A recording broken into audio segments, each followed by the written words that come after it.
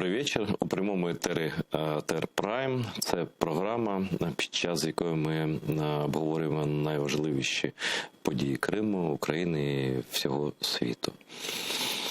І сьогодні в мене такий гість, що мені страшно. Це найстрашніший етер в моєму житті, я не жартую. Бо поруч зі мною мовний омбудсмен української мови Тарас Кремінь, а я такий зі своєю українською мовою тут поруч сиджу. Салям алейкум. Добрий вечір. Так що давайте домовимося так. Моя українська, вона так сумнівна, має сумнівну якість. Якщо щось неправильно, виправте мене. Добре?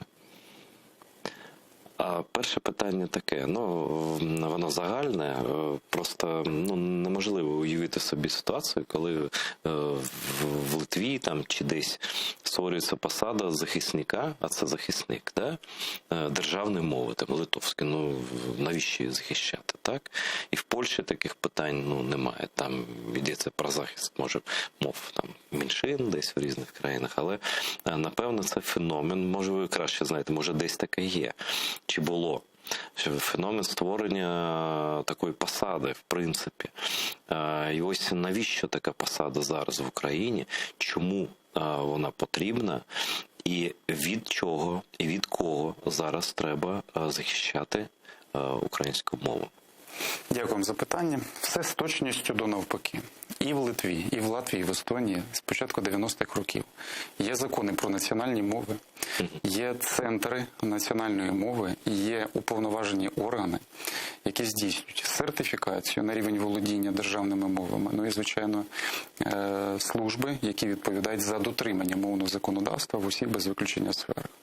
Саме тому в Литві, в Латвії, в Естонії рівень володіння державної мови з застосування в усіх сферах понад 95%. І тому для кожного із тамтешніх громадян не виникає запитань у тому, що мова – це є основою національної безпеки і оборони.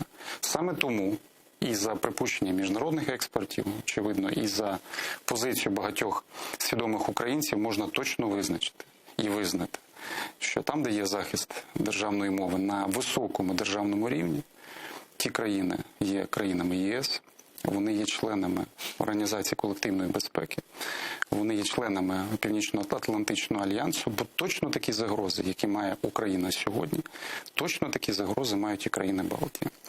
Я тісно співпрацюю з своїми колегами. А є колеги, от просто омбудсмани? Звичайно. Там установи називаються трохи інакше, але за своїми функціями вони виконують, в принципі, ту ж саму роботу. Але, на превеликий жаль, у нас питання мови – це питання політичне на 31-му році незалежності. Там це питання світогляду, це питання шляхетності, це питання культури, і, звичайно, національної безпеки. Просто політичний шлях там давно визначений. В Литві, Латвії, Естонії вони якось вже в Євросоюзі, а ми ще досі не там. Звичайно. Але я вам скажу, закон про мову в Українській РСР датований 89-м роком. І, напевно, не було б ні цього закону, ні української незалежності, якби не українська інтелігенція, якби не академічне середовище, якби не дисиденти, які так само були і в країнах Балтії. То завдяки цьому Україна відбулася. Але якби закон про мову справді такий сучасний, толерантний, який би враховував всі сфери, і запрацювала би система наповну з початку 90-х років, і до цього б ставилися абсолютно інакше, то, очевидно, і Україна була б іншою. Ви знаєте, я дуже часто зустрічаюся з різними представниками різних кіл, і творчої інтелігенції, науковці, правозахисники, юристи, то всі вони ствердні в одному, що питання мови – це не тільки питання державної мовної політики в межах культурних, освітніх, наукових сфери напрямків. Питання державної мовної політики – це питання серед ключових, особливо в умовах війни з Росією. Я скажу навіть більше, питання регулювання і захисту таких установ, як секретаріат уповноваженого і посада уповноваженого в нинішніх умовах, вона не менш значуща, ніж, скажімо, інших сфер, інших посад. Я переконаний абсолютно, що руський мір, який намагалися засівати починаючи з 2014 року, як на Сході, так і на Півдні, це питання утвердження панрусизму на тих територіях, на тих землях, які ніколи не були російськими. Це Європа, це цивілізація, це сучасний світ, який має свою культуру, свою абетку, свою літературу, своє мистецтво, свої біди і трагедії, особливо в ХХ столітті. Тому питання самовиживання, питання боротьби, питання нашого майбутнього, вони когерентні абсолютно із захисту національної мови. Скажіть, звісно, тут припущення така умовна справа, але як би українська мова була, і закон такий існував, як би вона ось вживалася зараз, як зараз, хоча б як зараз, да? Не повністю там, а ось як зараз. Чи можливо було взагалі вторгнення в Україну російське? Ми можемо тільки припускати. По великому рахунку, доля гостроти вашого запитання у тому, що могло би бути і статися, очевидно, є. Але мусимо визнати, що не тільки питання мови, але й питання наших стратегічних бачень. Ви ж подивіться, за роки незалежності Україна дуже часто змінювала свої вектори. В залежності від політичної волі, в залежності від геополітичної конфігурації, конструкції, в залежності від позиції наших партнерів. Була велика кількість міжнародних угод і договорів, і той самий Будапештський меморандум, про який так часто згадують, але, можливо, недостатньо останнім часом. Це теж одна із наших сторінок нашої новітньої історії. Але і сьогодні не менші загрози для державної мови, коли комусь хотілося би знову ж таки на мовному питанні робити додаткові політичні дивіденди. Але дуже добре, що закон про мову визнано конституційним. Дуже добре, що є рішення Конституційного суду України. І дуже справедливо, що працював як закон в різних сферах, і ми це відчуваємо. Української справді стало більше в різних сферах, від супермаркету, бібліотеки, кав'ярні, громадського транспорту, яким я користуюся. Я спостерігав на власні очі з 15-го року. Просто навіть 15-й рік, вже Революція Гідності перемогла, вже війна. І я більше російської мови тоді чув, ніж зараз. Зараз просто заходиш в кафе, українська, трохи російська, але переважно вже, принаймні в Києві, напевно, половина точно, більше може. Скажу вам і так, української більше не тільки у Києві, є чути скрізь. І в Миколаєві, звідки я родом, Серйозно? і в Одесі, і в Харкові, де я буду за пару днів. Завтра я буду в Полтаві. І справді української стало більше. Але питання в іншому. Питання в тому, щоб українська отримувала і завойовувала раніше втрачені в умовах радянської епохи свої сфери і свої важелі. І чому я почав говорити, власне, за сам закон? Дуже важливо, щоб виконувалося і рішення Конституційного суду України від 14 липня 2021 року, де йдеться про всі сфери, де йдеться про те, що мова дорівнюється питанням національної безпеки, і там же йдеться і про телебачення, там йдеться і про сферу обслуговування, і білінгвізм, який абсолютно неприпустимий, якщо ми справді відстоїмо національні інтереси, і так далі, так далі, так далі. Тому, власне, питання телебачення, окремих телевізійних каналів, які на свій розсуд виконують мовне законодавство під час трансляції фільмів і серіалів. Там так само є відповідь. Тому, звісно, ми будемо очікувати на поступове збільшення можливостей присутності української в різних сферах. І щиро сподіваюся, що ця лагідна українізація, як основний концепт, який ми обрали за основу своєї філософії, свого світогляду, позиціонування, як інституції, яка вперше за роки незалежності виникла, і дуже важливо було все-таки знайти оптимальний шлях, щоб бути зрозумілими, бути доступними, бути ефективними в впровадженні державної мовної політики. Мені здається, ми цей шлях знайшли. І ще дуже важливо, нехай кримських татар не так багато у процентних відсоткових долях, але ми все ж таки народ, який є корінним народом України, ми збереглися попри геноцидом, і І, до речі, геноцид був не один, і депортація була не одна, ви, напевно, це знаєте. Це просто, як ми думали, що це остання окупація, коли Сталін і геноцид думали, що це останнє, але і це виявилося не останнім. Але дуже добре, що в нашому законодавстві кримська мова, вона дорівняна українській мові. Тобто ми мовлення ведемо чи українською мовою, чи кримською мовою. Це зараховується в той, в ту квоту, яка належить до державної мови. Це, Так, звичайно, пане Айдере, я би сказав навіть більше, ми всі громадяни України. І ми не визначаємо відсотками, ми визначаємося своєю любов'ю, своєю шаною і відповідальністю перед дотриманням чинного законодавства. Тому закон про забезпечення функціонування української мови як державної, він рівно створює однакові можливості. Як для тих, хто спілкується українською, як рідною, як для тих, хто спілкується кримсько-татарською, як рідною.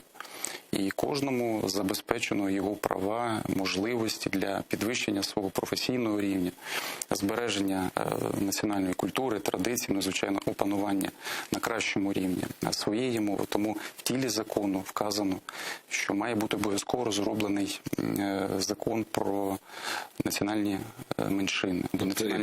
Про мову корінного народу теж. Це ж... Так, закон про корінні народи, він уже є. Але цим законом від 19-го року було визначено, що ці закони повинні так само з'являтися. В перших варіантах закону про мову, про українську мову, особливо якщо подивитися на законопроект, який був зареєстрований свого часу паном Сергієм Головатим, він зараз є заступником голови Конституційного суду України, то йшлося навіть про уповноваженого з мов в Україні.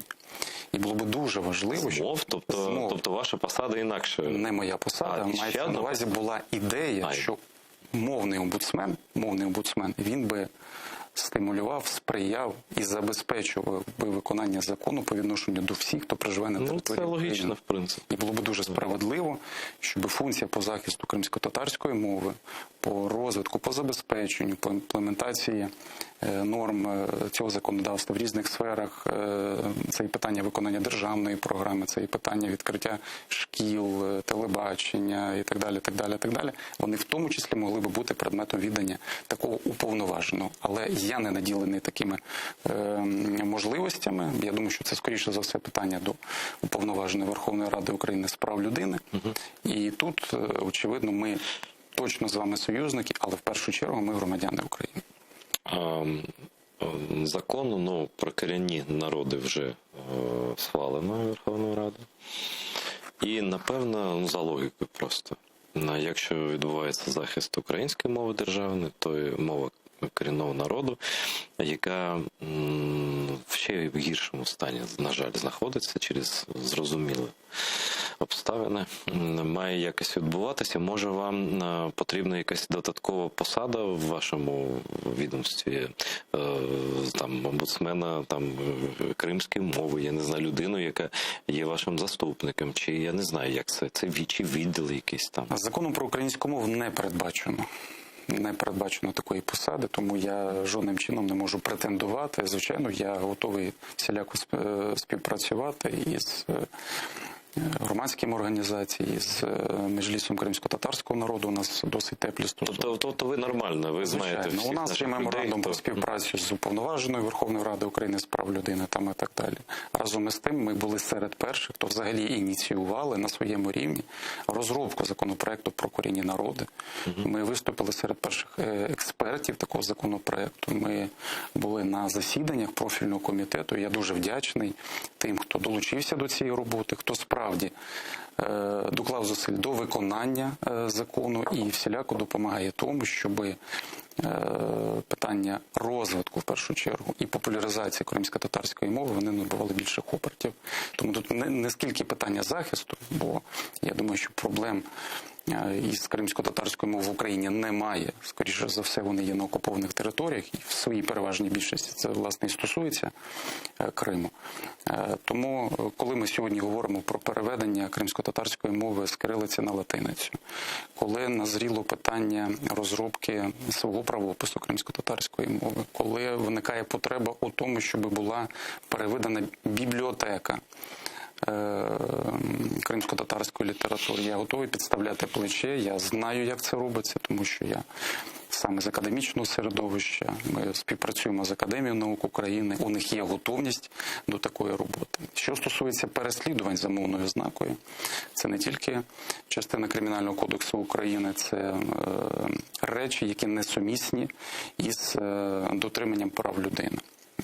Ми цього року оприлюднили свій перший в історії річний звіт про виконання закону про забезпечення функціонування української мови як державної, але там, у цьому нашому звіті, який ми представили до Дня корінних народів у лютому місяці, разом із представниками Меджлісу, разом із представником президента України у Криму, ми запропонували свій огляд лінгвоциду на окупованих територіях. Як кримсько-татарської мови. У нас на офіційному сайті, і зрештою сам звіт він є у доступних можливостях і ресурсах. Ми наголосили на тому, що є всі ознаки і свідчення того, що є лінгвоцид кримсько-татарської мови в Криму, лінгвоцид на окупованих територіях частин Донецької і Луганської областей української мови. І ці матеріали ми вже передали до міжнародних організацій. Цей звіт є у пана А які там приклади? Рефата Чубарова. На прикладі закладів освіти. Це абсолютно точно перевіряється, як з наших джерел, українських джерел, як з відкритих джерел окупаційного вони ж не режиму. соромляться, що вони... Звичайно, вони не соромляться. Української немає, кримсько-татарської там немає.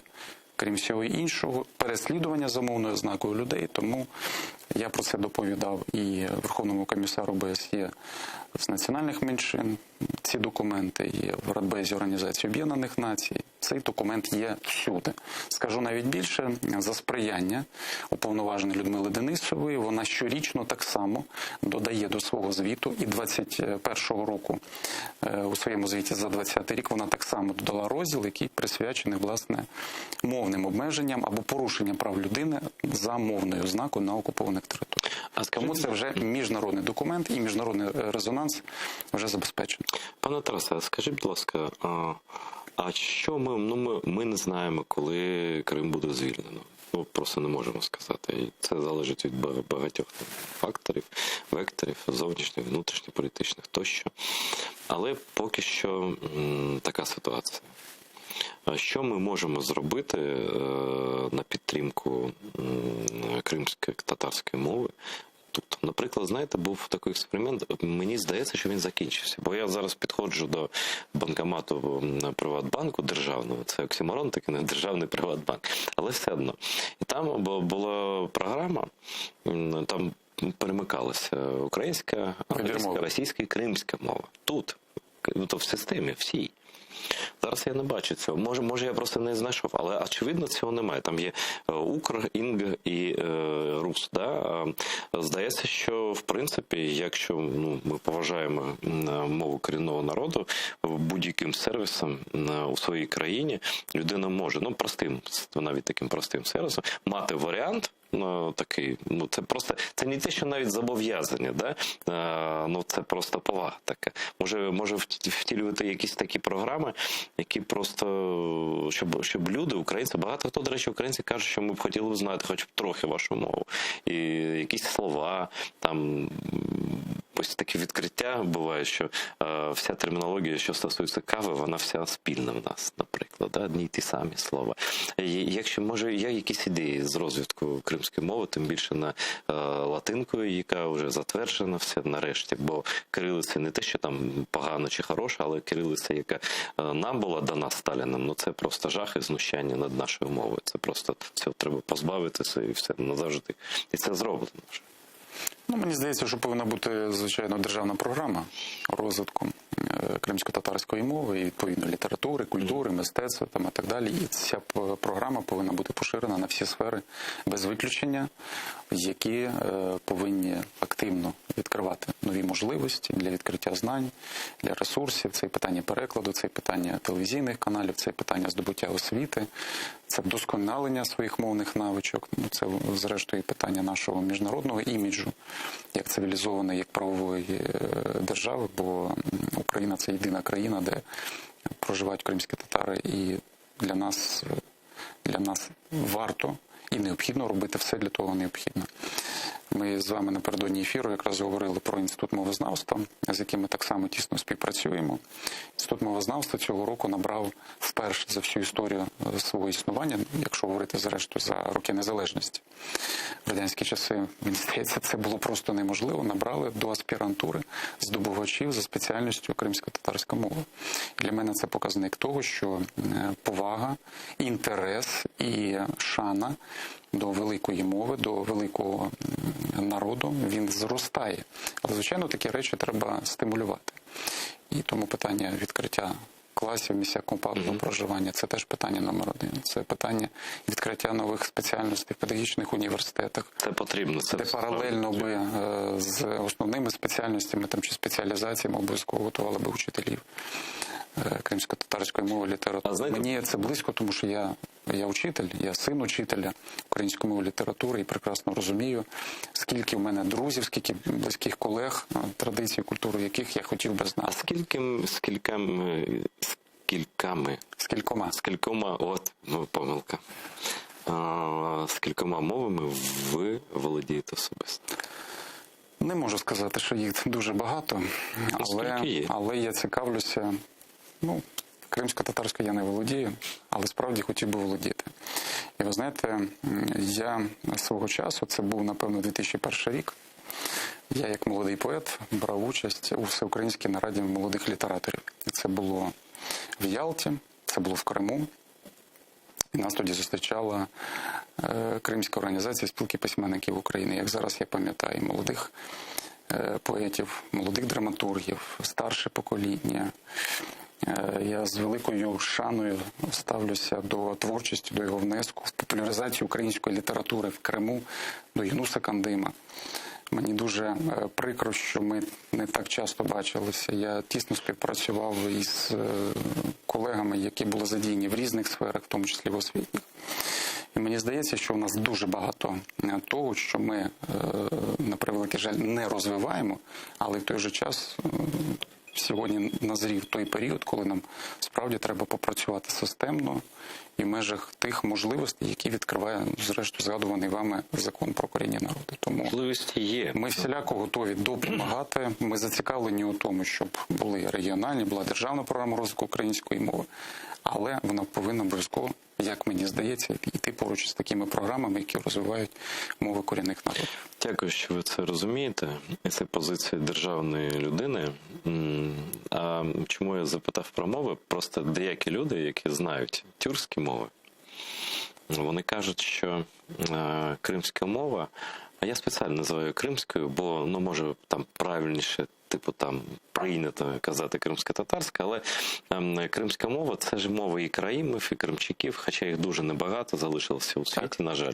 Але це все одна й та сама мова. Бо я коли взяв Антуана де Сент-Екзюпері, переклад, зроблений однією дуже крутою людиною, вона зробила переклад кримською мовою. Я читаю, я розумію, що це просто південний діалект там кримської мови. Це все одно. І от багато людей кажуть, що хто знає, хто розуміється на цьому, що кримська мова, вона таке типу есперанто тюркського. Тобто, якщо ти знаєш кримську мову, якби були вчителя, які просто, хоча б не в кожній школі українській, але десь мали можливість і знання для цього певні, щоб викладати кримську мову, то ти відразу, розуміючи кримську мову, ти розумієш турецьку мову наших сусідів, так, і з бізнесу багато спільно. Наші вже всі знають, просто можуть спілкуватися. Ось Мустафа Джемілєв, величезний поліглот, він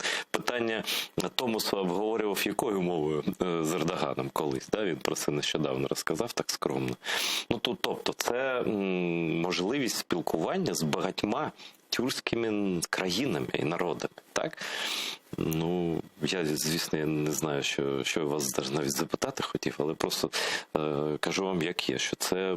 І багато людей кажуть, що я б не проти володіти і кримською мовою, хоча б в будь-якому обсязі. І є студенти, яких набрали не тільки, ось ви кажете про цю аспірантуру, набрали студентів в КНУ, набирають, і ректор мені розповідав недавно, що цілу ще групу набрали. І це українці, Тарасе. Ви знаєте, є базові людські принципи, є базові мовні принципи. Тому, якщо ви хочете володіти мовами романо-германської групи, то без володіння латиницею це буде зробити надзвичайно складно. Власне, коли я закінчував українсько-англійську філологію, то ми починали з вивчення латинської мови.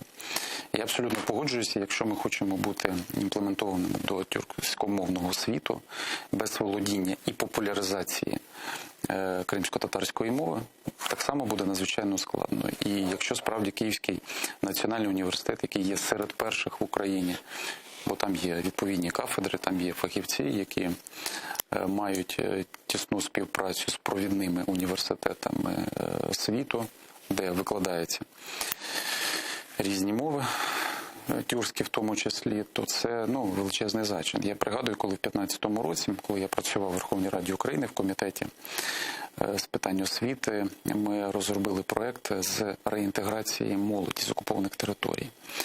І, власне, цей проєкт Крим-Україна, Донбас-Україна, вони значно допомагали молоді повертатися на материкову Україну, знаходити себе, в тому числі реалізовувати за своєю професійною, освітньою, життєвою траєкторією. Тому для того, щоб, якщо ми вже справді говоримо про час повернення Криму, то ми повинні сьогодні працювати над цим.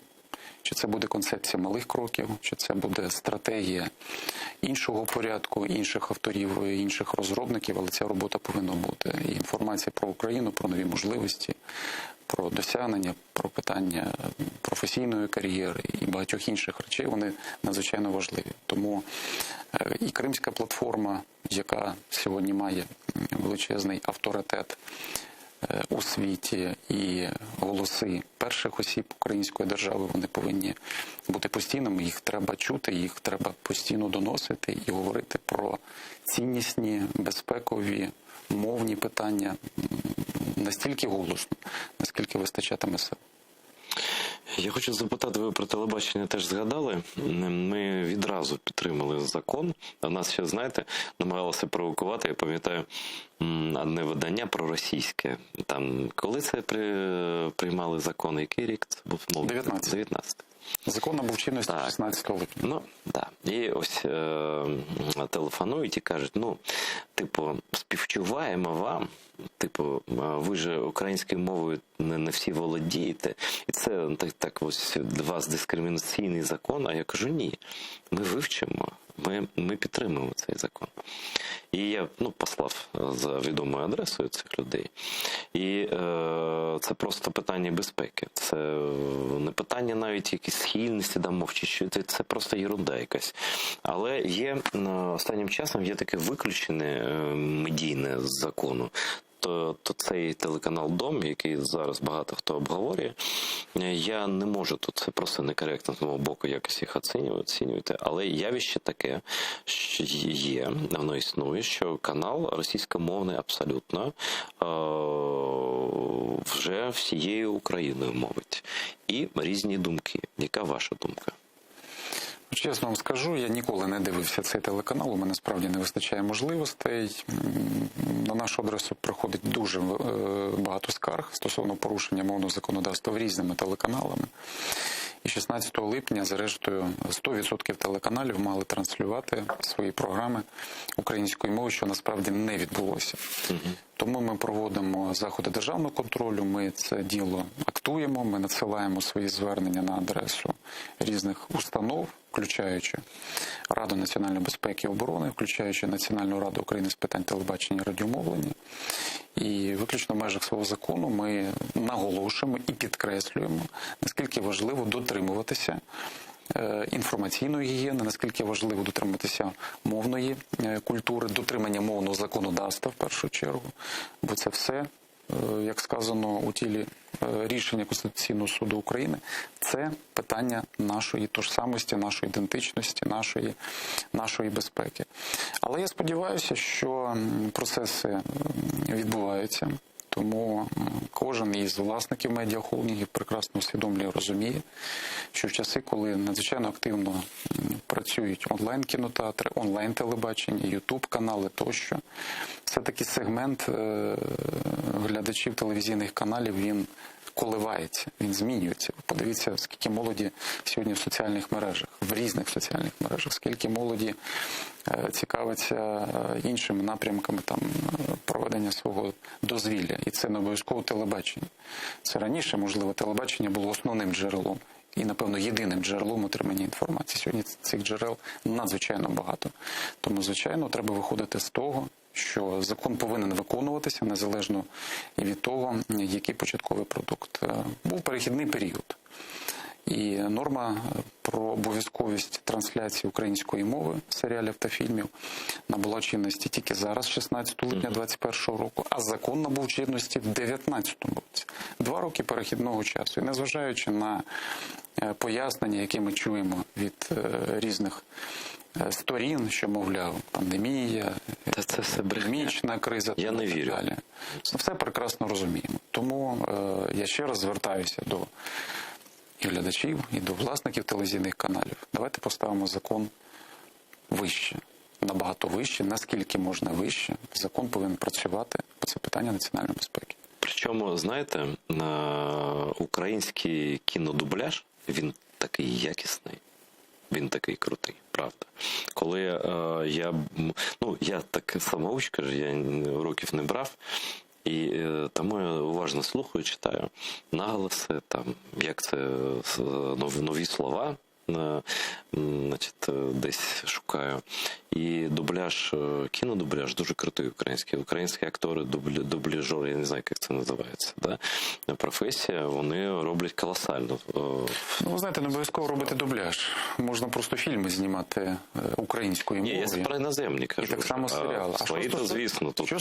Що стосується дублювання, онлайн-кінотеатри вже давно пішли цим шляхом. А пам'ятаєте, як... У нас є досвід співпраці з такими, хто справді цінує і поважає. Ну, знаєте, мені було надзвичайно приємно, не тільки як уповноваженому, як громадянину України, коли, скажімо, там Netflix почав випускати фільм, або серіал української мови, або звукова доріжка української мови.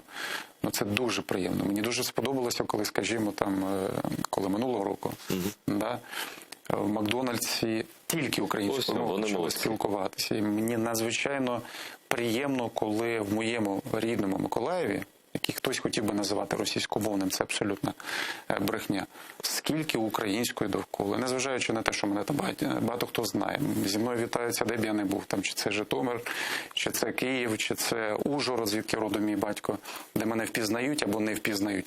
Люди більше почали спілкуватися українською мовою, тому що є запит суспільства, тому що є повага і володіння українською мовою. Це ознака людської поваги, шляхетності і культури. Але найголовніше – ставлення до своєї української держави. Але є таке філософське питання. У мене є своя думка на це. Я думаю, що підлаштовуватися під окупантів чи під людей, які не поважають українську мову, не потрібно. Це не державницька позиція така. Бо я думаю, що у всьому має бути певний примус. Без примусу не було б Ізраїлю, не було б мови ізраїльської. Просто не було б. Там стільки людей, причому вони всі любили Ізраїль, вони захищали цю країну. Не те, що там в нас деякі там кажуть, що це ми з Росією, Путін прийде, там, ми знаємо, де і хто це казав і каже. Але в них жорстка була позиція, і певний час, і доволі довгий час. Вони просто примушували театри, кінотеатри, людей на вулиці. І багато кому це не подобалося. Але результат є. Так? А в нас, якщо ми просто люди, які не сприймають Україну як державу, українську мову як державну, вони просто посміхаються зі всіх цих спроб підлаштуватися під них. Знову по-русски. А ми ж казали, ви ж говорили, у них нічого не вийде. Да? От опять по-русски заговорили. Ну, мені це соромно, мені це не подобається. Мене здається, що ми не маємо так самоприниженням таким займатися. У нас є державна мова, і, до речі, всі її розуміють в Україні. Давайте це без брехні. Може, хтось там правильно говорити не може, але розуміють усі. Ви знаєте, занадто багато російських наративів в інформаційному просторі. І боротьба з такою дезінформацією, боротьба за українські наративи, вона повинна відбуватися цілодобово в постійному режимі. Ви подивіться, що на день, то заява від однієї чи другої сторони. І завжди нам треба йти на декілька кроків уперед. Тому зараз ми тісно почали працювати з місцевими громадами і доходити висновку, що без дорожньої карти розвитку української мови під назвою «Місцева програма розвитку української мови». На самотік це не можна. Звичайно. Да. Доступних мовних курсів, іспитованих майданчиків або повноважених установ, які створюють умови для проведення іспитів на рівні володіння державної мови. Без чіткого дотримання законодавства в різних сферах. Чи це громадський транспорт, чи це телебачення, чи діловодство. Без популяризації всього того, що називається українське слово, представлено в літературі, в театрі, в мистецтві і так далі, ми ніколи не отримаємо очікуваного результату. Він, можливо, колись і буде, але він буде уповільнений. Скільки чекати результату? Якщо чекати, то безкінечно можна чекати. Ну, звичайно, я щиро турбуюся за те, щоб і українська книга видавалася значно кращої якості і значно більшої кількості. І я радію з того, що профільний комітет з питань гуманітарної та інформаційної політики розробив такий законопроект. Відбулася днями його презентація. Це новий законопроект? Так, звичайно. Це і питання популяризації культури читання, це і сприятливі умови для книгарень, для видавців. Книга має бути доступною. Це, звичайно, питання культурного, театрального життя. Це, звичайно, питання телебачення, інтернету. І всього того, що називається так. Державна мовна політика. Тим більше, що головна проблема не в тому, що російська мова існує як така. Це не проблема. Проблема в тому, що вона є носієм, таким природним, дуже ефективним носієм ідеології так званого руського міра. І коли, знаєте, кажуть, ось, а що вам це заважає мова? Мені не заважає. Я не хочу, щоб дітям вона влітала в уха першою. Нехай, якщо хочуть її вчити, нехай вчать, якщо хочуть. Да? Але це не може бути мова, яка несе такий наратив в такому обсязі, яка вільно влітає в вуха. Так не можна. Так це ситуація, пусть нехай другою мовою буде українська, другою англійська, наприклад. Да? І вже ми захищені. Тому що де англійська, друга, ось в Литві. Ти спробуй там російські наративи просувати. Там просто ніхто цього не зрозуміє. Це захист. Поставлений захист. Ви абсолютно коректно сказали про те, що є різні мови, а є наративи. То я вам скажу, що наративи російського походження залітають і українською мовою теж.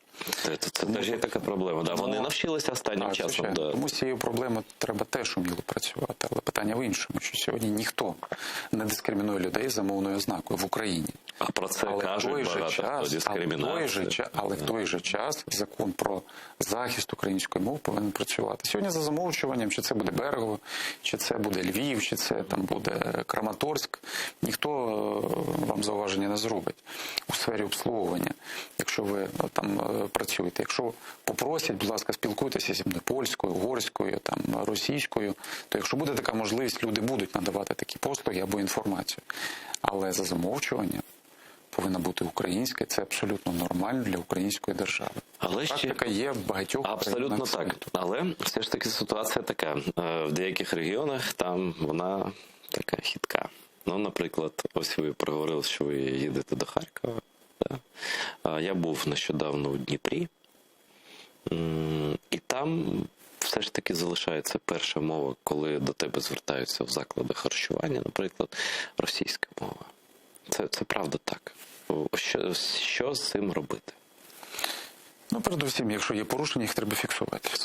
А які ви Треба можете... культурно виправляти. У нас є дорожні карти, ми їх пропонували. Я так роблю, до речі. Для громадян Спокійно, України, так, звичайно, звичайно. Я теж людина миролюбива, я прошу, щоб зі мною спілкувалися українською мовою в Україні. Тому традиційно це працює. І тут не виникає жодних зауважень і питань. Ви знаєте, але є такі, які свідомо йдуть на порушення і пропагують, що, мовляв, вони не встигли, не було можливості, хоча вони тут прожили 30 чи 40 років. Ну, Фактично скільки від самого слів народження. потрібно? Ось ви рахували, щоб обслуговувати людей в ресторані. Ось скільки слів Та, потрібно? ну звичайно, ми рахували, треба від 6 до 8 слів. Це навіть менше, ніж словниковий запас, але людоєдки з 12 стільців. Ви знаєте, але все одно порушення є, але їх менше. Ви знаєте, протягом цього року ми зареєстрували близько 3000 звернень, і вони стосувалися різних сфер. Ну, от, скажімо, серед найпоширеніших сфер, ви, напевно, здивуєтеся, але це сфера обслуговування. Але сфера обслуговування – це не тільки власне обслуговування у закладі громадського харчування тощо.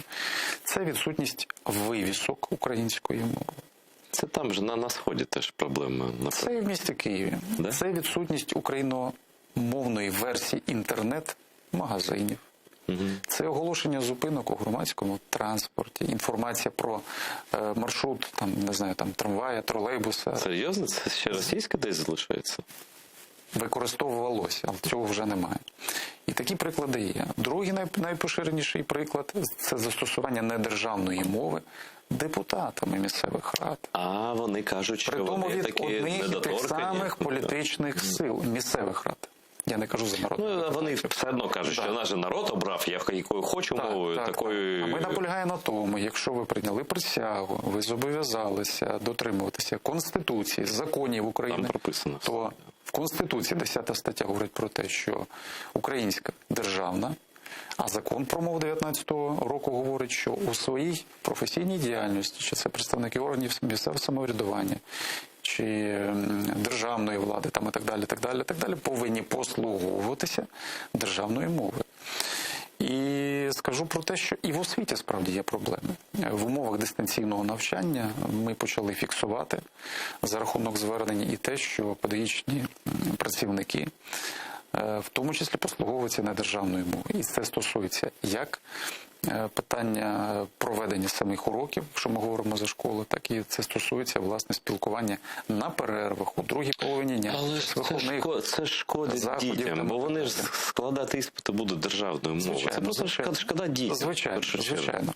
Чому я кажу про освіту і підкреслюю, що це ключова сфера, одна з найголовніших сфер. Я не буду цитувати, я сам педагог за походженням, я просто поясню.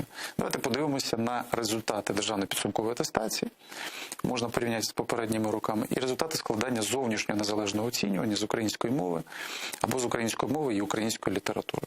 То ми побачимо, що є області або навіть райони і ті школи, де, на превеликий жаль, учень не може отримати навіть елементарного мінімуму, тобто він фактично позбавляється можливості подальшого навчання, там, скажімо, вступ до закладів вищої освіти.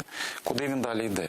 Ось в чому проблема. Це стосується Закарпаття? Це стосується, розумієте, я не поділяв би це на регіони, бо освіту дають конкретні вчителі в межах конкретних навчальних закладів. А то вистачає вчителів? Відповідно до закону про освіту 17-го року, я був співавтором цього закону, то автономія закладом загальної середньої освіти – це питання відповідальності керівника навчального закладу. Якщо керівник навчального закладу не дбає про підвищення кваліфікації своїх учителів, якщо директор не забезпечує належний рівень викладання окремих або інших дисциплін і так далі, Ви можете звільняти. Або звільняйся. Зараз контрактна система. Якщо ти не можеш підготувати дитину директори готують відповідні проекти, як вони будуть розвивати навчальний заклад, як вони будуть підвищувати рівень володіння там і так далі. Крім всього іншого, якщо говорити справді про невисокий рівень володіння української мови в прикордонних областях, у нас таких 10 областей, то мушу підкреслити, що були навіть рекомендації Венеційської комісії. І серед ключових було підвищувати рівень володіння державної мови, а також мовами національних меншин або корінних народів, педагогічних працівників. А це проблема всіх прикордонних областей, так? Ну, певно. Не сказав би. Знову ж таки, це питання окремих шкіл або окремих класів. Це питання не тотальне, але воно таке, яке справді потребує мудрої державницької позиції. Зрушення є, я вам скажу чесно. З 17-го року по сьогоднішній день ситуація виправляється. І дуже добре, що ми тісно співпрацюємо, я особисто з Міністерством освіти і науки. Я беру участь, зокрема, в Всеукраїнській серпневій конференції, яка була 19 серпня в Ужгороді.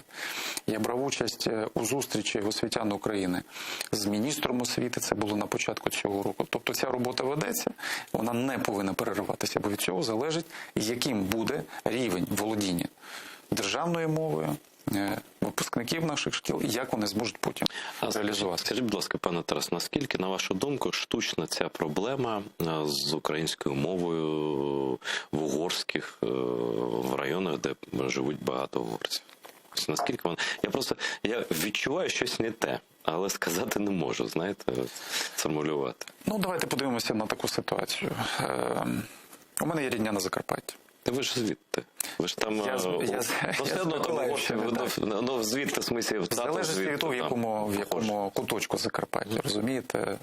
Ближче до Словаччини, ближче до Угорщини і так далі. Там дуже різні, навіть бувають близькі райони.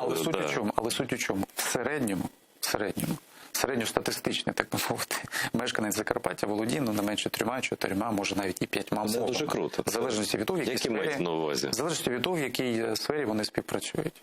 Словацька? Дивіться, беремо базові, беремо базові, там, якщо це люди старшого покоління, російська, українська у них є, плюс шкільний курс або німецької, або англійської у них є.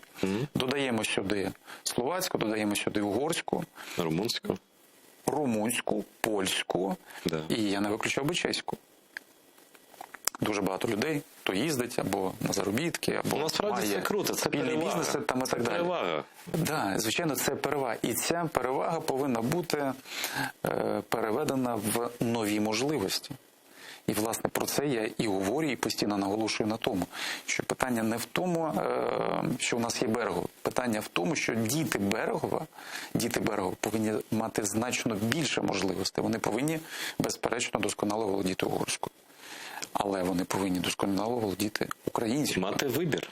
Вони досконало повинні володіти іншими мовами ЄС, для того, щоб у них були більші можливості і в Україні, і в тому, щоб продовжувати своє навчання там за бакалаврською чи магістерською програмою в Європі, і з цими знаннями повертатися до свого рідного Берегова, відкривати бізнеси, стартапи, зелений туризм. У чому була проблема?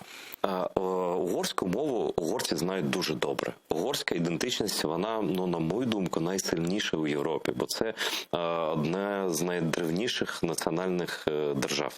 Угорщина. Багатьох не було. Німеччини не було, Італії, Угорщина була. Це через мову, через історію, ми все це розуміємо, так? Через державність. І вони все одно будуть знати угорську мову. Це 100% так. Да? В чому проблема знати для когось, там, хто виступали, ми не хочемо, ми там не ходимо, не можемо, це брехня відверта, бо хто знає угорську мову, то той вивчить будь-яку мову, я певен просто. В чому такий був спротив вчити державну мову, яка насправді відкриває всю країну, державні посади, освіту тут, потім там. Хто це? Мені все здається, що все ж таки тут є певна рука, і здається, я навіть здогадуюся, чия.